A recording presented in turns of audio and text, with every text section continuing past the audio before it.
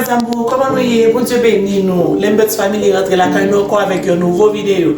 N'a toujours profité remercier tout le monde qui est abonné, qui partage, qui like, qui commente vidéo nous dit merci. Et les gens qui peuvent abonner, là regarder vidéo, on a cliquer sur l'Embets Family officiel et pour abonner ensemble avec nous. Faut que nous abonner, faut que nous like, faut que nous commenter pour nous capables faire channel la marcher.